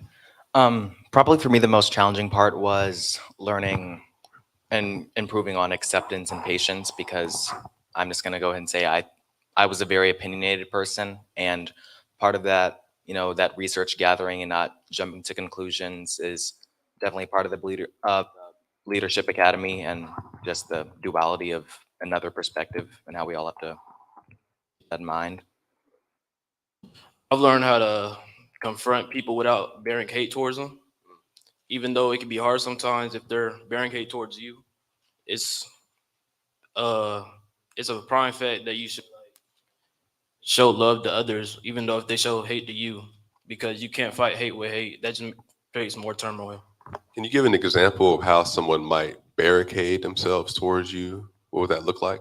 Like, say you're facing racism, um, even though they say they can call you a slur, you're gonna get angry, but you should go past the fact and disengage from from the situation and just show love. And so I think what's so great about what they said is that I think we've been having a lot of real conversations today. And I think one of the hardest things is that when stuff like that happens, the emotion is real because you're a human being. So you feel offended, you feel angry, you feel upset. But then the next step is how you respond in those moments, because that's really where the story is told. How do we respond in moments of crises? And really, that's what leadership is. And so for you all, how do you feel like Dr. Martin Luther King Jr., thus far, just this early in the process, how do you feel like his teachings have impacted you as a leader? Maybe what's changed perhaps the most about you, if anything? For me, it helped me like with talking with people, like negotiating and like collaborating on ideas instead of like just being on my own and just like just trying to go with my idea. It helped me like just work with better with others and really like see from their point of view. Probably my relations with my community and other communities, because it just shows, again, the open-mindedness and the real community sense that we all have as people in general, and how I remember someone saying we're all forced to share this world, so, we're a community. Dr. King was more of an auditory leader, and I feel like I've been trying to take that upon myself because me personally, I'm more of a laid back, silent leader. I don't say much, but I try to do as much as I can to like benefit my community. So I'm just trying to learn to be more auditory. And then even for you all, do you feel, I think that's a really great point. For some of us, we might be a little bit more vocal, a little louder. I know I speak for myself, I can be a little loud. But some of you all, you might be a little quieter. Do you find it hard if you do feel a little bit more reserved in your personality? Do you find it hard to lead still in those moments? You do, some of you do, some of you don't. Okay. So I guess this next question is, there's a lot of things that are happening. Obviously, you all and your demographic, your age, whether it be racism, whether it be school shootings, whether it just be just anything that's happening. How have you personally been able to deal with the hardships that you all had to go through just from COVID to having to deal with the threat of violence at the school, to having to deal with racist allegations, even some of us, a negative interaction perhaps with police officers, all this other stuff. How has that impacted you and where you are right now? And then on top of that, how has nonviolence maybe helped you to have a different approach or maybe adjusted approach to how you deal with some of that stuff? I believe like all the hardships I've gone through have really like I guess improved me in a way. Like the saying like what doesn't kill you makes you stronger. So I just think like even if you're having a hard time, it's just really good to just try to push through it and like really try to see like if this is really a bad thing, try to see what good you can get out of it. And I feel like nonviolence has just really just made the impact like even better, like in a good way.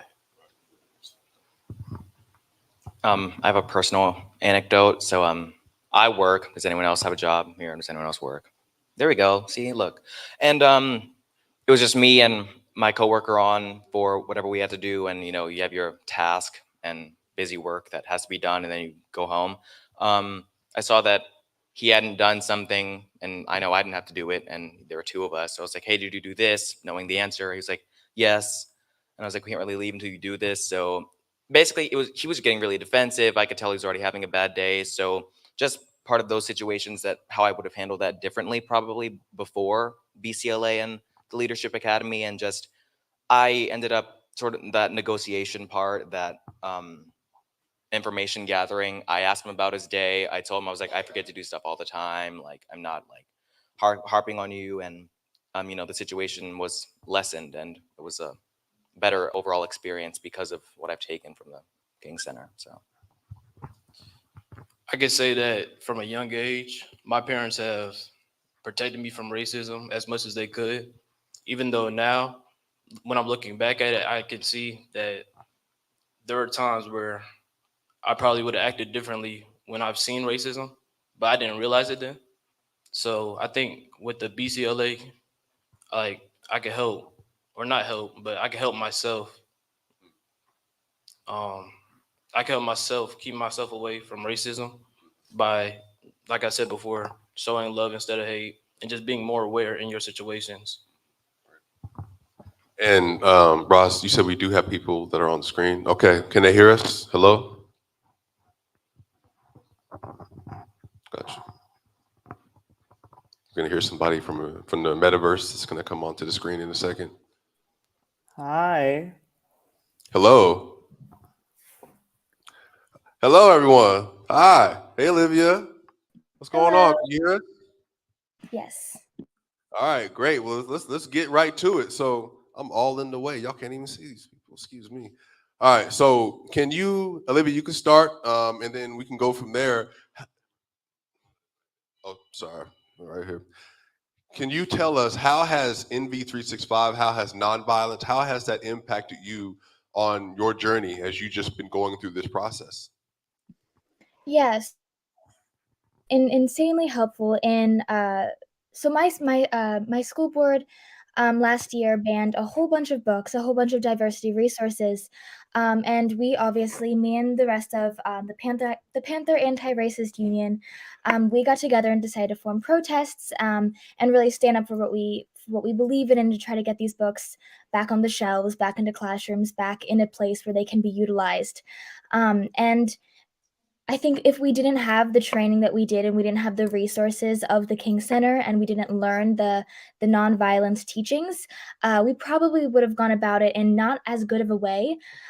We learned how to really understand all of the sides to it, to really put ourselves into the shoes of others, and instead of attacking them, we come to them with the mindset of education. So that really, really helped when talking to everyone else who wanted the book bans or who didn't really care, who didn't really have a very solid opinion. We came to them with the mind of just education, having a conversation about it rather than attacking or getting mad. And it also taught us a lot of patience. I mean, we see all the steps of nonviolence. It takes time. It takes a lot of time, a lot of effort, a lot of very specific focus. We can't let ourselves slip and let that anger, the negative anger, seep through because there's a certain amount of anger that keeps you motivated and keeps you doing the thing that you're passionate about. It's whenever the violence wants to slip in that the anger, turns negative. But it really helped us in channeling the anger for good and really helped us in understanding that um, not everyone is necessarily out to get us in this situation. Many people just simply didn't understand. And when we did have these conversations, we went through the steps. We found that it was significantly easier to get to the outcome that we were hoping for. And a lot of people understood what we were talking about and really took that to heart and wanted to learn more. And because of the steps that we had learned, we had gotten the entire community with us to help show that we were not going to sit back and let the book ban ensue. We were going to keep pushing for inclusivity and diversity and representation. So it really helped us just keep a very different mindset when viewing the entire thing. We weren't like attack and go. We were more like simply wanting to get to a conclusion in a situation. So it really, really helped in those cases. I appreciate that, Olivia. And then is it Ziad? Yes, Ziad. Yes. So what about you? So how do you feel personally that nonviolence has impacted you, just even as a leader? Yeah, I mean, look, I feel extraordinary privilege to sit in the seat that I do and to do the work that I do day in and day out. And I think that for me, I learn so much, right, from the organizers and activists who have really paved the way for me to be able to take up the space that I do and for me to be able to exist, right, in the way that I do. And so I think that I am deeply grateful, right, for traditions and for legacies of nonviolent movements who have fought for the civil liberties and rights and communities that I hold so dear to me. And in the work that I do, I work with a lot of different diverse young people to center our voices more so and to make sure that more diverse young voices are heard. And I've certainly seen that while to the point earlier, oftentimes perhaps nonviolence might be seen as less aggressive or ineffective, it isn't, right? Insofar as there is so much good that can happen out of community building and out of conversation and out of confrontation that is nonviolent, right? And I've seen so many of my peers, right, and youth activists really showcase that there are so many creative ways along this journey of change making to make our voices heard and to try to move towards the world that we want to live in. And so I just continue to be really moved both by the legacy and the present of these nonviolent movements insofar as the change that we can make to move us towards the world that we need to live in. Wow, that's excellent. And Olivia, you actually brought up something really interesting. Do you all get angry? Do you feel angry when you see things happening in the world? So my question then for the panel, and please feel free, whoever would like to answer this, and then obviously Olivia and Ziad, I'll come back to you as well in our last couple of minutes with this. How do you manage being angry? How do you manage your emotions and use them, as Olivia talked about, in a way that is positive and in a way that is life-bringing? What does that even look like? For me personally, I like to channel it into my work as like an outlet. So I'm an artist and a celloist. So I when I'm practicing my cello, I really try to get into the music and it'll help me focus on something else. Or when I'm drawing and working on an art piece and I can really get into that and it helps me calm down and just find something to relieve my stress. Definitely, I try to take that energy and help one diffuse the situation. And if that happens to go astray, sort of like what Sean Thomas just said, I put that effort into my craft and what I do. So I might go extra hard in swim practice that day. I want to write something really, really good for speech and debate for our next tournament. I would say the emphasis really on the diffusion part, the steps we just talked about, the principles, utilizing that, and it doesn't always give the it doesn't always give the product that we want sometimes, and that's okay. That's part of it. I try to disengage myself from the situation or understand why I'm angry. And I think about to myself, like, do I really need to be angry about this? Or is there a reason why I am angry? I just try to understand myself. And once I do, I usually calm down. Ziad, Olivia, you all have a response that you'd like to give there? I would say I'm still learning how to properly manage anger. It's definitely not an easy thing to do.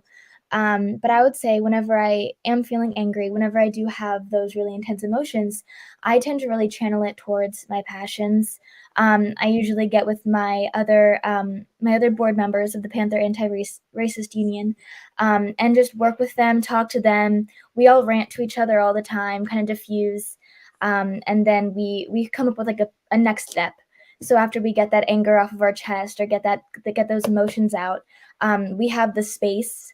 We have like the emotional space to decide, well, what should we do now? What is the next step? What do we hope to achieve from that anger? And it's really good because we are now learning to use our anger to, like I said, stay motivated rather than letting it kind of blow out of proportion or bring the negativity. So, Thank you, Olivia. Yeah. Look, I'm angry all of the time, right? And I think that there is like so much to be angry about in the world insofar as the injustices that we are grappling with as a society. Um, and in the work that I do, right, I see that, right, in my peers of how many of us are angry sort of all of the time. But I think that what I try to do is zoom out, right? And like hold intention that like it is possible to be angry and to feel joy simultaneously, right? And it is possible to feel and be so many things at the same time. And I think to the earlier point, right, that the goal is like, how do I take what I am feeling and do something with it, right? And how do I show up as me in the angry me that I am, or the joyful me that I am, and the me that is feeling all of these things at once, and try to communicate to others what I am feeling such that we can build community and have a conversation that's constructive together to move towards solutions and to move towards problem solving. And for me, like I have found a lot of power and community in my anger insofar as a lot of like my groups or communities or organizations are coalesced around being angry about the same issue and then working together to solve that issue, but not from a place of destruction, but from a place of construction, right? And what we always say at Chief Consulting is, right, like Gen Z, we as young people, we're coming of age and we're coming with rage. We are rightfully looking at the world and saying, just because things have been this way does not mean they have to stay this way. And I think a lot of us are finding a lot of strength and power in that by finding other people who share the same qualms that we have with society and saying, hey, we can do better than this, right? And really finding a way to channel that rage into constructive conversation and action that ultimately moves us towards where we need to go. Yeah, and I think with that, what definitely wants to be communicated, that I think sometimes when people hear nonviolence, they think something passive, as if you are not a human being and you don't have emotions, you don't have fears, you don't have things that make you upset, you don't have things that make you angry and things that hurt you. But what nonviolence actually is that you are a person, you are a human being, you matter, your life has value, your words have value, your mind has value, your heart has value. So then with that value, how do I then channel everything that I'm passionate about, everything that's happening in the world, and use it in such a way that it benefits myself and the world around me? Because nonviolence is not just about external violence, it's also internal. Because as the world has done violence to me, I have internalized at times that violence, even among myself. So I think that question that you asked earlier, why am I angry? Doing the most you can to evaluate yourself and evaluate where you are and evaluate your emotions and what makes you tick, so important, because every single one of you all have such great leadership skills. You have so many things about you that make you special. And so how do you then take what's best about you, the things that are important about you, and use those for the benefit of the community around you? So again, this has just been an excellent, excellent panel. Unfortunately, we are at the end of it, but this has been excellent. Can you get a round of applause for all of our panelists, please? This has been wonderful. And so we can actually go ahead, you can leave your mics in the seat and go to the back. Thank you all so much for having us. Yeah, absolutely. Thank you, Olivia. Thank you, Ziad. So we are going to have Ian Moore, and we will come and bring us to our next section. Thank you, Kim. Hey. Good morning, everybody. How's everybody doing? Good, good. You've been learning a lot today. Been experiencing a lot today, learning about the 6 steps, 6 principles of nonviolence. And I just want to highlight the young men who were just on stage. They're part of the Beloved Community Leadership Academy. So if anybody's interested in joining the Beloved Community Leadership Academy, you can visit our website at thekingcenter.org. The Leadership Academy works with young people ages 13 to 18. And it focuses on 3 things. Number 1 is Nonviolence 365. That's what you've been hearing all day, right? But also technology and innovation, right? So building out your own websites, mobile applications, robotics, coding, even if you wanted to do animation, right? So video game design. And how do we incorporate Nonviolence 365 into video games, right? A lot of the video games that sell today, unfortunately, are rooted in violence. But if the creators change that mindset and designed a video game that made people become more nonviolent, to become critical thinkers, we would have different leaders in our society today. And the last pillar is innovation, but also entrepreneurship. So we're working with Emory University, who's teaching the students how to create their own marketing plan, business proposal, and business plan. So if you're interested in technology innovation, if you're interested in entrepreneurship, and if you're interested in furthering your knowledge of Nonviolence 365, I highly recommend you register, you apply for the Beloved Community Leadership Academy. You're gonna learn so much more, but you're gonna meet so many different people, right? Guest speakers include Troy Vincent from the NFL, or Sola Winley from Major League Soccer, or so many individuals in technology and innovation, such as Earl Lucas, who designs the cars for Lincoln Motorsports. So if you're interested in designing your own car, right? When we think about the transformation in cars, we're going from using fossil fuel, using coal, destroying our environment, to now we're having electrical cars. That's the things that we're trying to build out in the Beloved Community Leadership Academy. And I'm here for another reason, not to just talk about the Beloved Community Leadership Academy, but also to challenge you all here, and challenge you all who are streaming and watching us online. How can we develop a beloved community campus? That's the challenge. The challenge for you all, especially the ones who are here today in person. How can you go back to your school and create a beloved community campus?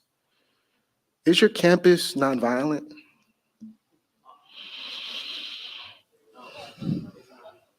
It's not, right? I'm hearing some people say it's not, right? But at what point do schools become violent? Is it in daycare? Is it elementary school? Is it middle school?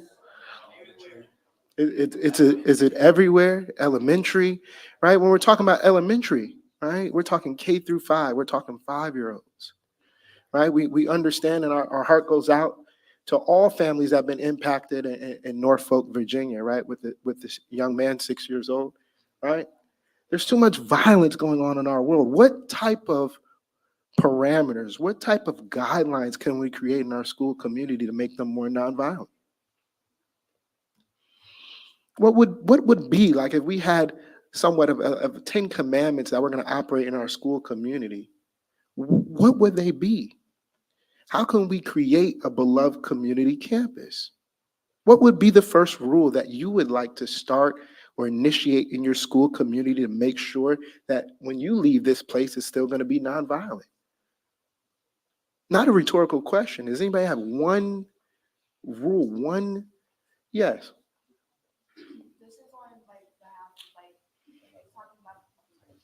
This is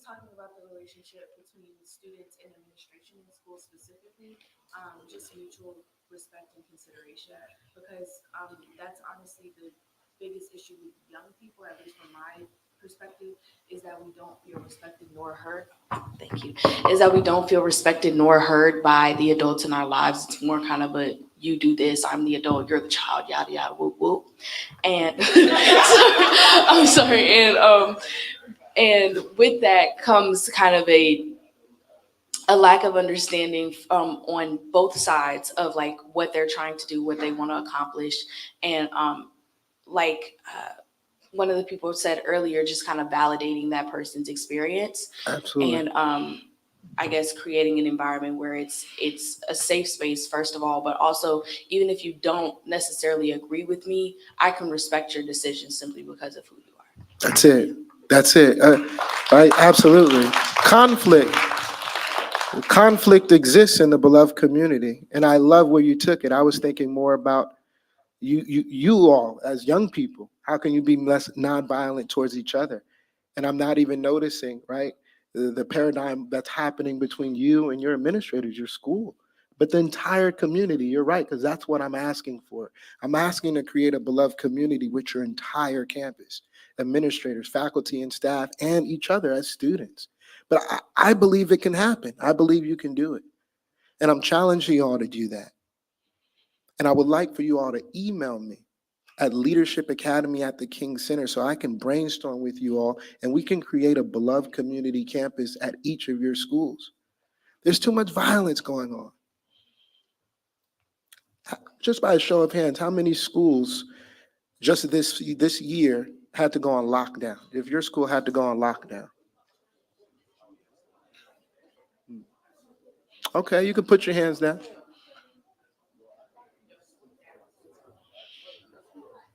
And that shouldn't happen. If we're really thinking about it, right, that shouldn't happen. It should be a place where we're coming to learn, where we're coming to grow, where we're learning how to love. Not a place where, unfortunately, we have to have a lockdown. So I'm challenging you guys, again, to create and help me cultivate this beloved community campus. What does that look like? What does that mean? How do we do that? But imagine if your school was the first one to adopt it. Again, I thank you all. I'm going to bring up our next guest, a lead trainer, senior trainer here at the King Center, teaching NV365. She's a specialist for our beloved Community Leadership Academy, Dr. Vanetta West.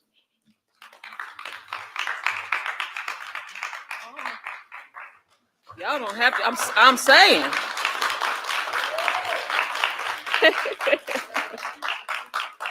All right. Have you learned something today? All right. All right. Now we gonna get, we've heard all this about these principles and steps, but we gonna get a little real, okay, as we wrap up today. Y'all ready? Yes. Because we have a great lady coming to share with you. But before we do that, just to revisit some things, where does violence start? The heart? Come on, at home. That could be good. That could be good. Your environment. Where do we start something before we act on it? Before we engage? Before we speak? Touch your mind. Touch your mind. See, I want you to go there because sometimes we get so caught up in what other people are doing that we don't think, I need to focus on my mind. Look up here. See this banner? Isn't it beautiful? What does it say? What's the theme? It starts with me. I want everybody to read it loud. Yeah, that was powerless. So let's go a little high. Let's say it again.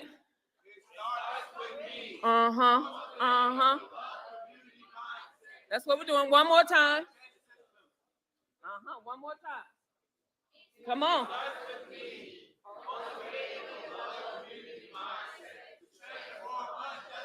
Right. So I need to start where? Do it again. What's in your mind? What were you thinking about this morning? You don't have to say it out loud because some of it might not be, But just the other day, Somebody cut me off in traffic, and my first thought was ugly things. And I had to go back to my mind. Or if when I'm dealing with someone and they've done something to offend me, my first thought is, how can I hurt them? What principle did you hear today that will help you deal with that? Those are steps. Good though, good though. We need to negotiate. What principle? Sacrifice. You remember principle 3? Focus. What was the principle? Nonviolence seeks to defeat injustice or evil, and not who? Not the person. Now read the theme again. Love, community mindset. Now, often when we're out in community, what is the thing we think about first? We want to transform unjust systems, right? Can you transform unjust systems without cultivating a beloved community mindset? No. Why not? I need somebody to come on the stage and tell me real quick. Why can't we transform unjust systems before cultivating a beloved community mindset? One volunteer. One volunteer. Come on up.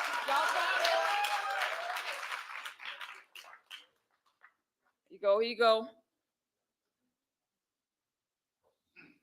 Y'all all right? Y'all sitting up straight? Some of you look a little tired. You been resting okay? Okay, you haven't been resting? That's serious for young people. I'm not saying that jokingly. Sometimes young people are going through things that we don't know about. I'm just checking on you. So, hi, my name is Tamar Eccles. I go to Mays High School. I'm a junior. And you can't transform unjust systems without a beloved community, because it really does start with you and your community. If you have to start by being a leader and then going off and then saying, hey, let's go do this. Because honestly, nobody's going to get up and do it if there's not someone that starts it for them. People aren't, that goes back to like principles and the steps. People aren't comfortable. So they're not going to get up and say, I'm tired of hearing gunshots outside my apartments. People are not going to do that. They're just going to stay there. But if you have somebody that is ready to change, they're going to get up. They're going to say, we're going to change our community, and then we're going to transform the system, because this just isn't fair. Just isn't fair. Thank you. Tell me your name again. Tamar Eccles. Give it up for her. Thank you. Now, are you coming? You're sharing too? No? He said he's not coming up here. Okay, thank you. One other thing. Come on up. Come up. We want to be sure we share this as we're talking about nonviolence. Do you remember the definition of nonviolence that Fly shared? Give it up for Fly and Cameron and Ian and the panelists. What was that definition of nonviolence? Can you say it all together? Nonviolence is a love-centered way of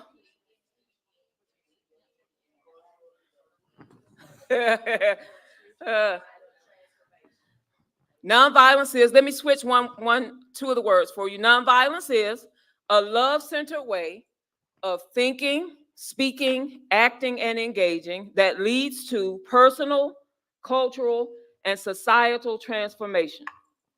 Now, I want you all, because that's one of the main things we want you to get in you. And sometimes we get stuff in us better when we have to stand up at attention and say it. So I want you to lift yourselves up. Let's stand up. Let's get that definition. Yeah, I hear some groaning. Stretching. Stretch yourselves. Just 2 more minutes. This great person is going to share, and then we have a great closing for you today. Come on and say it with me. Nonviolence is a love-centered way of thinking. Touch your mind. Of thinking, speaking, acting, and engaging that leads to personal, say that's me, cultural, and societal, that's our legislation, our policies, what we do in community, transformation. That's good. That's good. Now, that's a part of getting to our beloved community mindset. You can be seated. One of the main things we want you to take away today from this summit is this. It starts with you. You can change your mindset with nonviolence. If you commit to taking the principles and the steps and applying them to yourself, you can change the way you speak, think, act, and engage. How many of you can commit to doing that today? Anybody? Does that mean you're going to do it overnight? It just means you say, I want to take a few steps to get to the place where I change my mindset. And that might mean I have to change what I watch, what I listen to, my conversations. But when you make a choice, and I'm not asking you all to just say today, I'm going to go home and throw my video games out. That'd be hard, wouldn't it? Oh, Lord, somebody fainted. But if you just think about, I want my output to be love, consider, is my input love? Think about that for a moment. Go ahead, young lady. I was just gonna say, like, when you asked that question, I was gonna say that some people would feel like, oh, I can't really help, like just what she said over there, just like what the girl said over there, where she was like, oh, some people will feel like they can't change, or even though you're gonna need someone to actually go help. A lot of people will feel like, oh, well, things will change on their own, not knowing that there's going to actually need a person to change, or they themselves will need to change. Some people are just hard-headed. Where does change start? Thank you so much. Right here. Change starts here. So I have to change me first. So when we're talking about influence and community, who's the first person I need to influence? I'm telling you, a lot of us don't have self-influence. Do you want self-influence? Nonviolence can help you with that. Just think about it. I'm going to check back in with y'all over the next few weeks. Be texting y'all. I'm just joking. Y'all looking like, no, don't text me, lady. We have coming now, and I want you to welcome the CEO of the King Center, youngest child of Dr. Martin Luther King Jr. and Mrs. Coretta Scott King. Sometimes people introduce her and they say she's the daughter of Dr. Martin Luther King Jr., but she had a mama who was the founder of this great institution, a great global leader, a sage, a guide, a mentor to people around the world. And Dr. Bernice A. King is following in the footsteps of both of her parents, reaching the world with nonviolence. Please welcome Dr. Bernice A. King.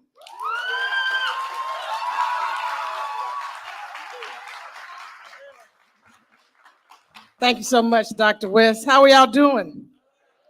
I've been checking you out via the live stream, enjoying hearing what many of you all have said. But before I dive in, I want to thank Cameron Friend.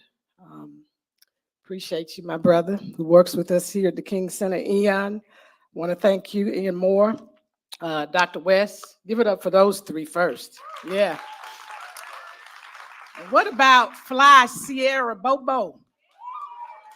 I said that wrong. Sierra Fly Bobo. Where's Fly?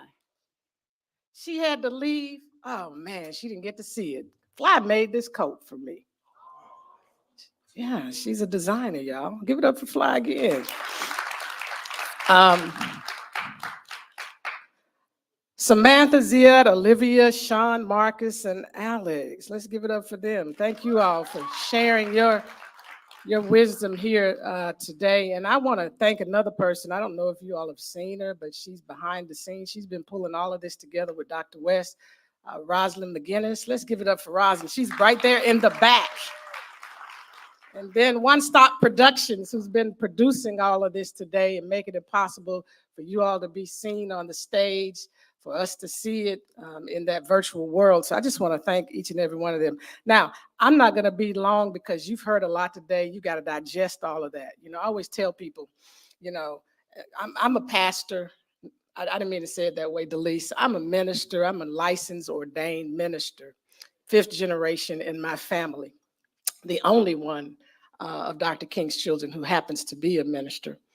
And I always tell people, we give too many words. You know, every Sunday is another word. I said, people need to digest what they just heard. They got to be able to work it out so that it can become flesh. And so I don't want to dump anything extra on you. I just want to just say this to you. Nonviolence ain't easy. Look at your neighbor and say, that it ain't easy. I'm telling you, it's not easy. I grew up in a household with this stuff, and trust me, I was violent from time to time. It took me a minute to get this stuff, and guess what? I'm still not there. I tell my staff all the time, pray for me and continue to work with me. One of the most vicious parts of our body is our tongue. Our tongue gets us in trouble. It gets some people killed. And so nonviolence is really a comprehensive approach that you have to deal with day to day. It's not something you just pick up like this coat I put on today. Tomorrow I'm going to put on another coat. Next day I'm having a shirt, I'm having a hoodie, whatever the case might be. Nonviolence has to be consistent day to day, moment to moment. And guess what? Nobody in this room, including myself, can perfect it. But we can make a commitment to it as a lifestyle. So I want you to say nonviolence is a lifestyle. That's why we call it 365. So don't beat yourself over the head if what you heard today, you can't, you're not successful. When you leave here, you might leave here, and I'm telling you, that's going to happen. Every time something good happens, bad is waiting for you. You need to understand that. And so one thing I want to say to you as you leave here, guard your mind. I'm going to say that one more time. Guard and protect your mind. There are a lot of forces and people and agendas trying to get to your mind, because when they get to your mind, they got you and they got whatever it is they're trying to accomplish. And so you got to guard. What does that mean? That means you got to decide, what am I going to let into my eyes and my ears? I call it your ear gate, the pathway to your mind. Your ears, pathway to your mind. Now, I know all of us like music. I love music. I used to be a DJ. But I had to learn that music and entertainment, including TV and including movies, they have these subliminal messages going on. Okay? You don't know it, but it's happening all of the time. And if you're not careful, if you consume it too much, it's like a bad diet. If you consume McDonald's and Wendy's and KFC and all that every single solitary day, guess what? You're setting the inside of your body up. You don't know it yet as a young person, but at 25, at 30, you start getting diabetes, all other kind of stuff. There's childhood diabetes. Other stuff starts showing up in your life because you've been consuming the wrong stuff. If we're going to create the world that most of you all want to see, y'all don't like all this violence, do you? Aren't you worried about it? Some of you are afraid about it. You don't like what you see when you're passing on the streets, folks setting up in encampments, in tents, living outside. That bothers me. Does that bother you? You don't like when you see law enforcement officers decide, not all of them, so let's get that straight, but there's some who decide because of the color of your skin, you're going to be treated in a very diminishing, demeaning way. You don't like that, do you? You don't like when you hear about, a black person running away and then the officers, bah, bah, bah, bah, bah, bah, bah, bah. But then if you see the white person, they are gracefully arresting them. You don't like that, I'm sure. You don't like the fact that sometimes when your parents and others are trying to vote, there are all these barriers that people put in the way. I'm sure y'all don't like that kind of stuff, right? You don't like when you show up at a party and you go in there just to have a good time, hang with your friends, and all of a sudden this fight breaks out. God, dog. Then all of a sudden weapons come out. I didn't come here for that. Well, guess what? It's going to start with me. It's going to start with you. It starts with each one of us. Understand that we have to create and shift some things in our world. And your mindset is key to that. The more people who have the right kind of mindset, this beloved community mindset that nonviolence conducts, the much more manageable it would be to get to the beloved community, a just, humane, equitable, and peaceful world. So that's why we brought you together. You're the chosen ones, not but a few of you in here. Some of you all are listening by way of all of the different social media platforms. You're chosen in this hour. If you intersected with us today, it's no accident. The universe is speaking to you. So when you leave here, decide, what are you going to let into your ears and eyes? Some of the music you listen to, okay, I get it. My generation, we did it in our generation. But at some point, you got to decide, am I going to just consume this all day? Am I going to consume these video games? Because people behind the scenes who producing this music, the people who own many of these labels, they have an agenda. Some of them don't care about what happens to you. Not saying all, but they have an agenda. So you got to think about, I'm taking this in, and I am being captivated by what's coming out. Now, they're using other people that y'all like, but behind the scenes, they're accomplishing their agenda. Destruction. Control. So be careful how often you consume, when you consume, because guess what? When you get to where I am, you're going to look back and say, I'm a different person today. I didn't understand then what I understand now, but your mind is very pliable right now. In fact, morally, you don't even have the capacity to comprehend what I comprehend in the world, because our minds morally don't even fully develop until we're about 25. So your ability to really distinguish the magnitude of these decisions you're making every day, you're not quite there yet. So that's why I'm saying be careful of the appetite. Protect your mind, guard it, and put the right stuff into it.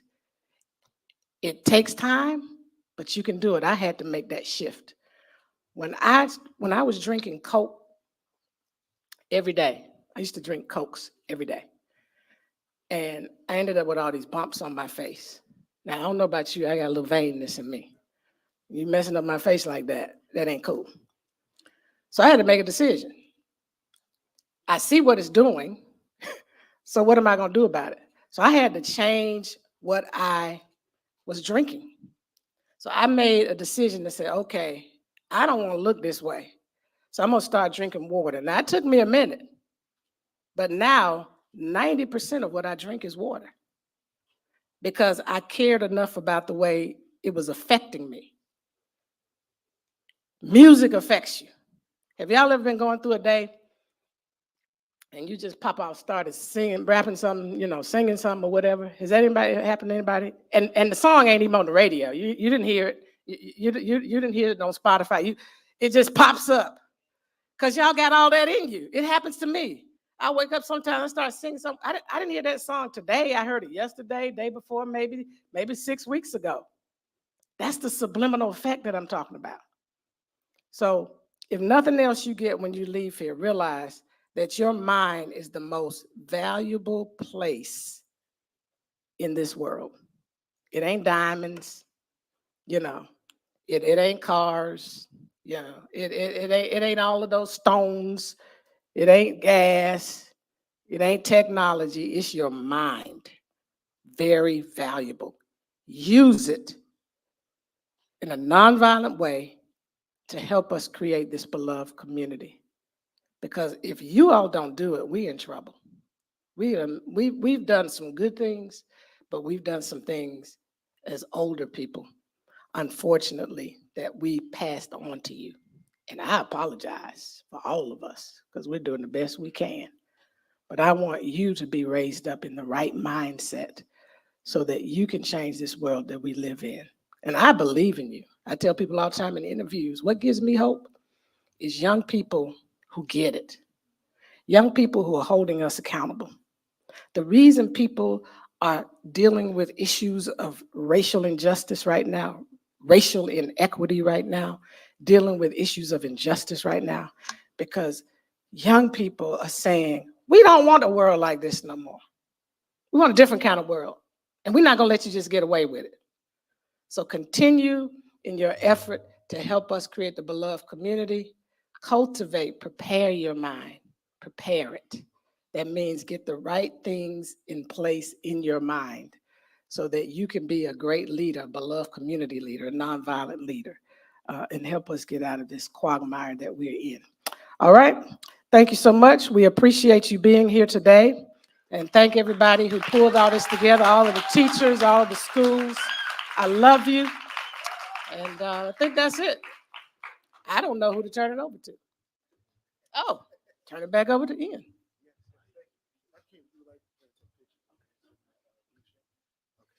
Well, again, thank you all for coming out. We truly appreciate it.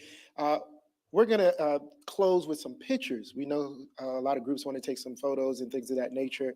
I'm going to bring up a good colleague and friend of mine who's going to give you instructions on those photos, Mr. Donald Bullock. Thank you, Ian. Thank you. How's everybody doing out there? Job well done, guys. Job well done. We're going to give you the opportunity to get your picture taken. So when you come up, if you got your hoodies on and all that for the picture, we're going to ask